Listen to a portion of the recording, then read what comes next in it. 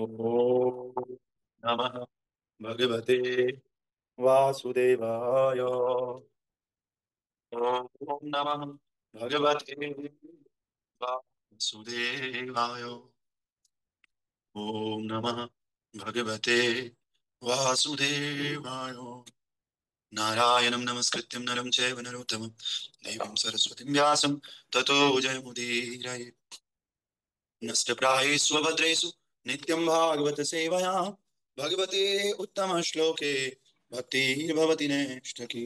कृष्णाय वासुदेवाय देवकी नंदनाय च नन्दगोपकुमाराय श्रीगोविन्दाय नमो नमः।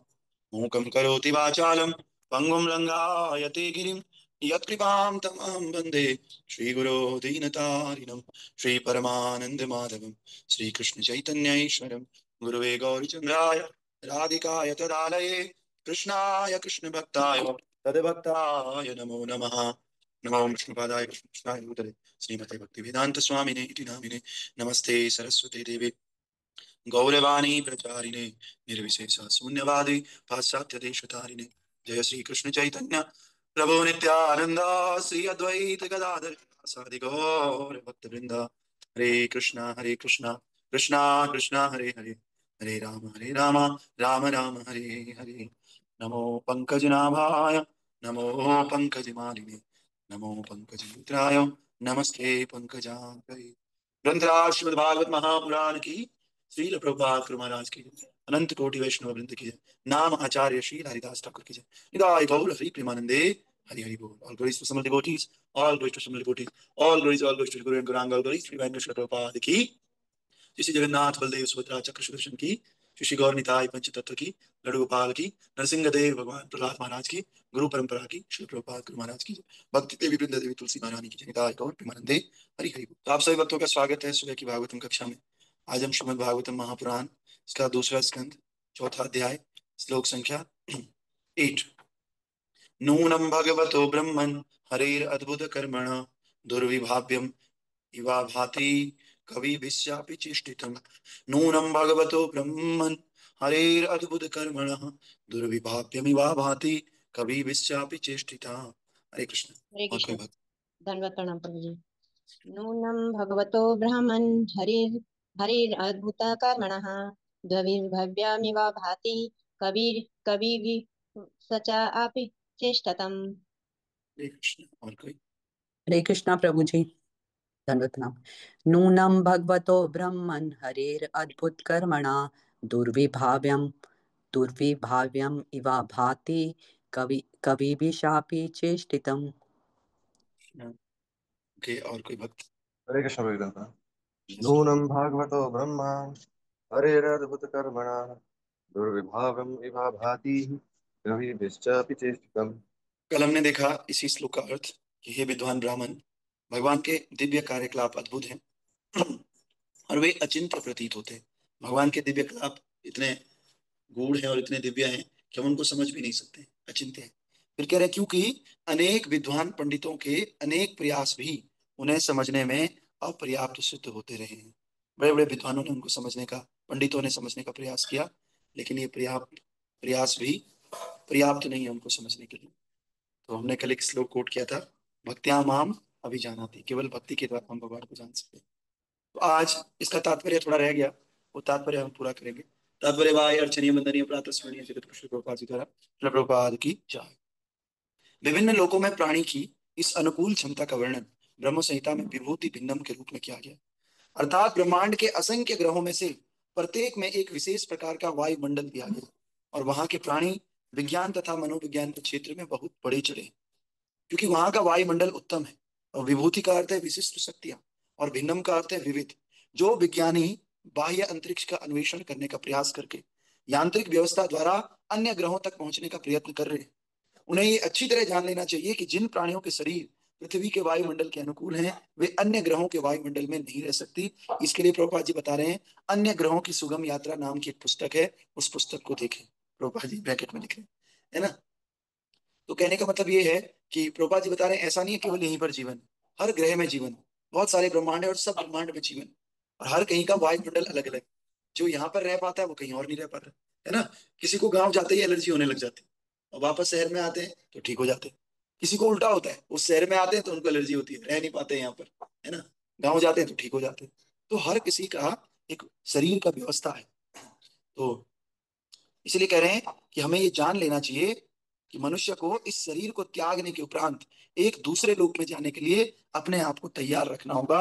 जैसे श्रीमद् भगवत गीता में भगवान कह रहे हैं, क्या कह रहे हैं, यान्ति देव व्रता देवान पितृन यान्ति पितृव्रता भूतानि यान्ति भूतेज्या यान्ति मद्याजिनोपि माम। जो लोग देवताओं की पूजा करते हैं वे देवताओं के बीच में जन्म लेंगे। जो भूत प्रेतों की पूजा करते हैं वे ऐसे लोगों के बीच में जन्म लेंगे, और जो मेरी पूजा करते हैं वे मेरे साथ में रहेंगे। हमें देखना होगा कि हम किसकी पूजा कर रहे हैं, और जिसकी पूजा कर रहे हैं उसके लोक में जाने के लिए हमें मेंटली प्रिपेयर रहना पड़ेगा। जैसे हम लोग अगर देवताओं की पूजा करते हैं तो हमें ये सोचना पड़ेगा भाई हमें अगला जन्म देवताओं के बीच में ही लेना है। और अगर हम भूत प्रेतों को पूछते हैं, कई लोग होते हैं तांत्रिक मांत्रिक तंत्र विद्या भूत पिशाच को पूछते रहते हैं, तो उन लोगों को उनके बीच में ही जन्म लेना पड़ेगा। और ठाकुर जी कह रहे हैं कि जो मेरी पूजा करते हैं वे मेरे साथ ही रहेंगे। और हम सब भगवान श्री कृष्ण की पूजा करते हैं, तो इसीलिए हम सब लोग भगवान श्री कृष्ण के साथ रहेंगे, है ना। तो ये सबसे अच्छा है। भगवान की सृजनात्मक शक्ति के विषय में महाराज परीक्षित का वक्तव्य ये बताता है कि वे सृष्टि प्रक्रम के विषय में सब कुछ जानते थे, तो फिर उन्होंने सुखदेव गोस्वामी से ऐसी जानकारी क्यों चाही।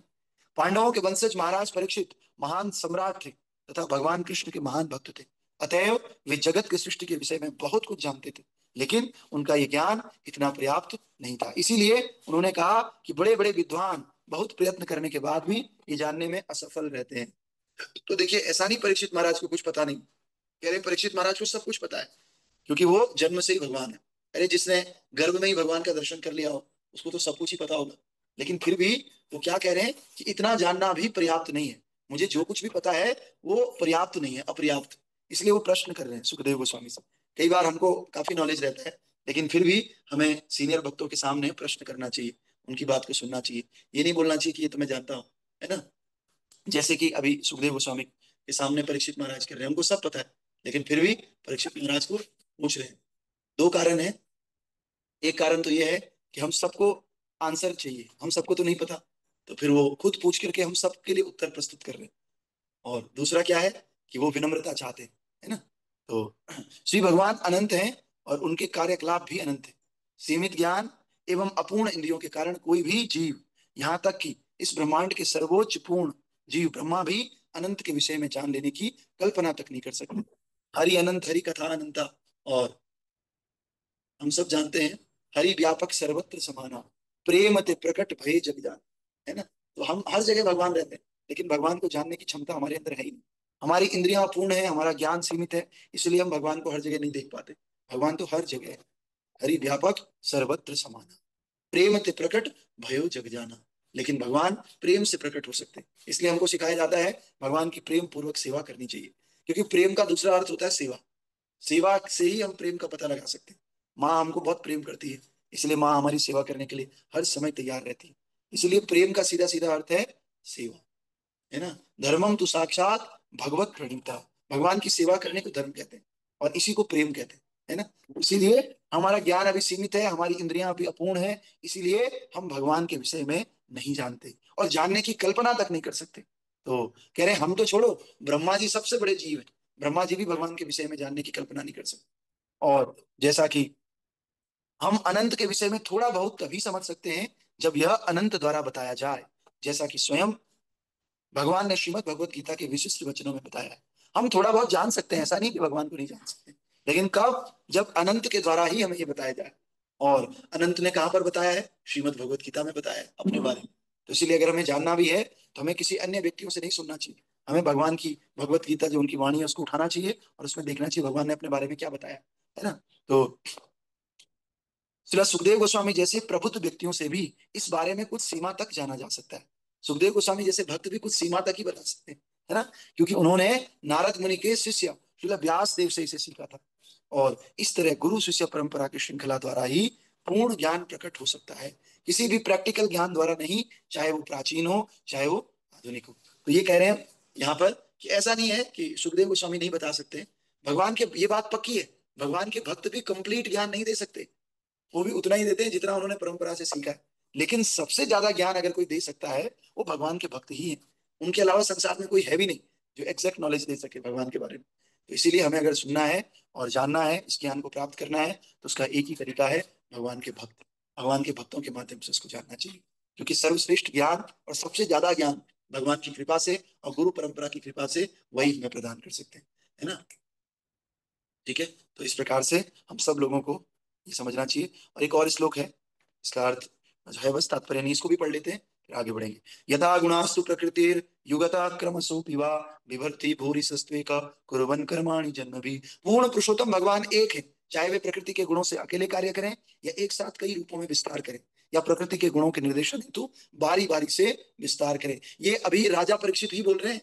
महाराज परीक्षित देखो, प्रश्न पूछने वाले को भी कितना नॉलेज है, तो जो उत्तर देगा उसको क्या क्या नहीं पता होगा, है ना। तो ये प्रश्न पूछते हुए भगवान का गुणगान कर रहे हैं और कह रहे हैं पूर्ण पुरुषोत्तम भगवान एक ही है। कभी कभी हमें ऐसा लगता है ये भगवान दूसरे, वो भगवान दूसरे, लेकिन प्रभुपाद बता रहे हैं और खुद सुखदेव गोस्वामी परीक्षित महाराज बता रहे हैं कि भैया भगवान तो एक ही हैं। जो अन्य अन्य हमें दिख रहे हैं या तो उनके विस्तार हैं या तो उनके विस्तार के भी विस्तार है। एते चांस कला पुंसा कृष्णस्तु भगवान स्वयं इंद्रारि व्याकुलम लोकम मृडयंती युगे युगे।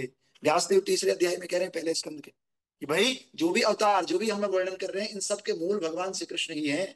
और ये जितने भी आपको अवतार दिख रहे हैं या तो ये भगवान के अंश हैं या अंशों के भी अंश हैं।